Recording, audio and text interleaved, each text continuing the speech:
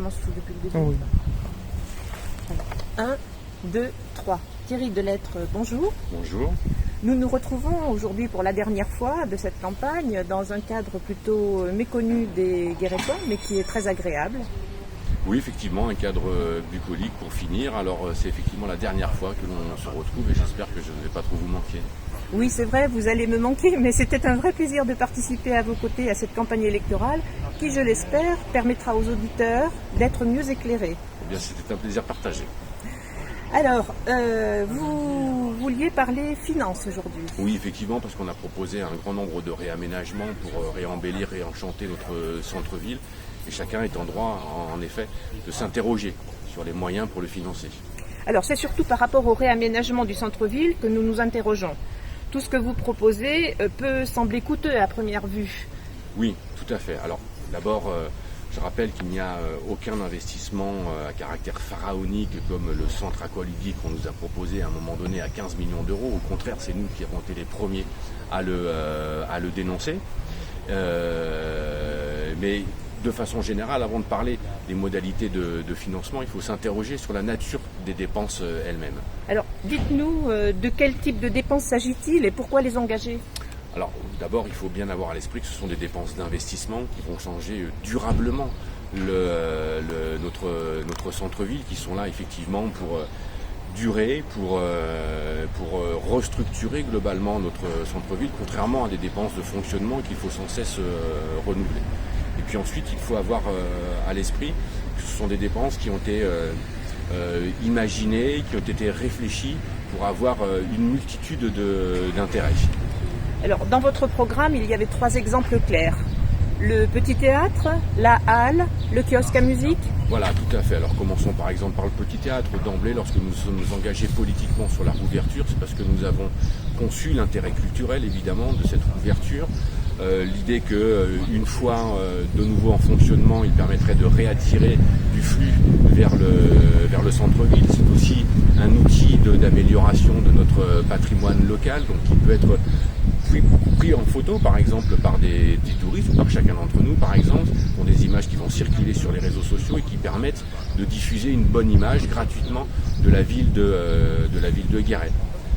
Prenons par exemple aussi effectivement l'exemple des halles. Les halles, c'est évidemment pour conforter le marché, mais il faut aussi une belle halle qui elle aussi sera prise en photo, qui embellira également notre cadre de vie, qui sera susceptible aussi d'accueillir d'autres activités que le marché. Donc là encore, vous voyez un investissement aux multiples intérêts.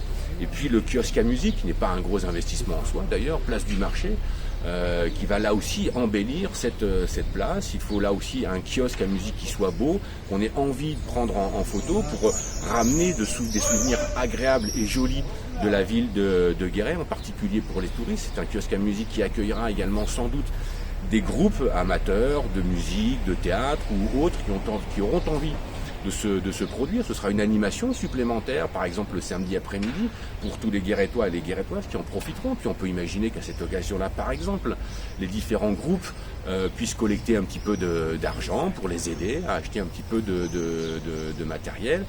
Tout ça, c'est aussi du flux en centre-ville, et donc c'est bon pour nos commerces, c'est bon aussi indirectement pour les finances, les recettes fiscales de la ville.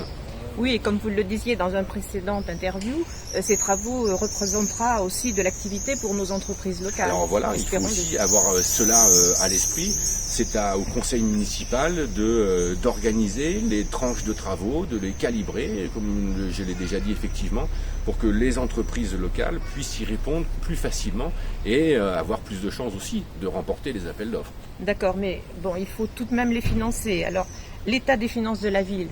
Alors écoutez, comme je l'ai dit hier sur le plateau de France 3 Limousin, il faut remercier la bonne gestion de M. Vernier et de M. Cédel qui nous livrent une situation, qui nous laisse une situation financière tout à fait satisfaisante, surtout si on la compare à bien d'autres, en particulier celle de la Com d'Aglo. Alors la ville de Guéret est-elle endettée ? La ville de Guéret est endettée, mais comme le sont toutes les organisations, comme le sont beaucoup de ménages, beaucoup d'entreprises. Mais il n'y a absolument pas de surendettement, c'est un endettement qui est parfaitement en situation de contrôle. Alors pensez-vous que le plan Action Cœur de Ville pourra accompagner ces investissements? Bien sûr, le plan Action Cœur de Ville, c'est 5 milliards d'euros mis sur la table par le gouvernement pour un peu plus de 200 villes. Ce qui nous permet, alors évidemment il y a des villes qui sont beaucoup plus importantes que Guéret, mais on peut légitimement imaginer qu'il y a 5 ou 6 millions qui nous permettent sur le prochain mandat de nous aider à transformer la ville. Et puis le gouvernement a l'intention de pérenniser cet effort, on doit pouvoir compter dessus. Alors à votre connaissance, y a-t-il d'autres aides qui pourraient intervenir? Alors il faut savoir que dans ce type d'investissement, il y a des cofinancements qui sont en moyenne, on va dire, et même une moyenne basse, en réalité c'est un peu davantage, à peu près 50% de financement. Donc si vous voulez, pour un investissement de 2 millions d'euros, ça veut dire que le coût, la somme à mettre sur la table par la ville n'est que de 1 million d'euros. Et encore, pour un certain nombre d'investissements, comme le Petit Théâtre par exemple, on peut compter sans doute sur un cofinancement de l'ordre de 75%. C'est effectivement important à avoir à l'esprit ces notions de cofinancement. Ce n'est pas la ville qui finance intégralement tous ces financements, toutes ces dépenses, loin de là. Parallèlement à cela, il y a peut-être des sources d'économie? Oui, il y a aussi sans doute des sources d'économie, on le sait tous. Il y a un effort de mutualisation à faire entre les services de la ville et les services de la communauté d'agglomération. Des efforts qui auraient dû être entrepris il y a longtemps, là d'ailleurs à de multiples reprises dénoncées. Alors il ne faut pas non plus faire rêver sur ces potentialités d'économie. Je vous mettrai quelques éléments de détail de calcul, mais globalement on peut espérer sur la table, sur le papier, économiser entre 10 et 15%. À ce niveau-là, en réalité ce sera sans doute 7-8, et au final, quand on fait le calcul avec le niveau de rémunération moyen, on arrive à une somme globale sur l'ensemble de la mandature approximativement de l'ordre de 2,5 millions d'euros. Ça n'est pas négligeable. Si l'on compare ces dépenses au mandat actuel, que pouvez-vous dire? Oui, c'est-à-dire qu'il faut aussi se représenter ce qu'ont été les dépenses, les investissements du mandat qui est en train de se terminer. Il y a la rénovation du square Joran, par exemple, il y a les travaux autour du musée, et puis il y a une nouvelle salle de sport qui a coûté très cher. Et vous voyez bien que si on compare ces dépenses-là à celles que nous envisageons, il n'y a rien de déraisonnable. Eh bien écoutez, Thierry Delettre, merci. Comme je le disais en introduction, j'ai été ravie de pouvoir vous accompagner tout au long de cette campagne.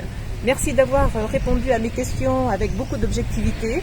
J'espère que nous aurons pu, par ces interviews, répondre aux citoyens et citoyennes de la ville de Guéret. J'espère, oui. Je vous donne rendez-vous dimanche soir pour les résultats du scrutin et je vous souhaite bonne chance. Oui, je finis en remerciant évidemment tout particulièrement Steven qui s'occupe encore et toujours de toute la technique et sans qui on n'aurait pas pu mettre en place toutes ces vidéos, tous les montages, etc. Donc encore merci et félicitations à lui pour tout ce travail. Nous aurons l'occasion de partager de bons moments.